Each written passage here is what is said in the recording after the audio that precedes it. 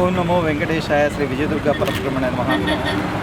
శ్రీ శ్రీ శ్రీ గురుదేవుల గారి దివ్య అనుగ్రహంతో ఈరోజు గోదావరి పుష్కరాల నిమిత్తంగా తిరుమల తిరుపతి దేవస్థానం వారు ఇక్కడ తిరుమల నుంచి రాజమండ్రి వెళ్తున్నటువంటి నేపథ్యంలో తూర్పుగోదావరి గోదావరి పుష్కరాల నిమిత్తం వెళ్తున్న నేపథ్యంలో స్వామికి ఇక్కడ చక్కగా మనం సేవ చేసుకునే ఒక అదృష్టం గూడూరు పట్టణంలో మనందరికీ కూడా వాళ్ళ విశేషంగా కలిగింది.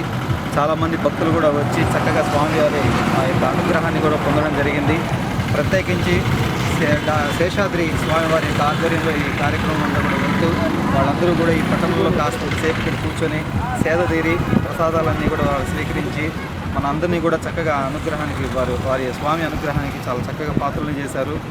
మీ అందరికీ కూడా మరొకసారి ధన్యవాదాలు తెలియజేసుకుంటూ అందరూ కూడా తప్పనిసరిగా 18వ తారీఖు నుంచి ఈ గోదావరి పుష్కరాలు మొన్నటి నుంచి ప్రారంభమయ్యాయి. 18వ తారీఖు చాలామంది కూడా ప్రయాణాలు పెడుతున్నారు కాబట్టి తప్పనిసరిగా ఇది 144వ పుష్కర కాలం జరుగుతూ ఉంది. ఇప్పుడు చాలా విశేషమైనది.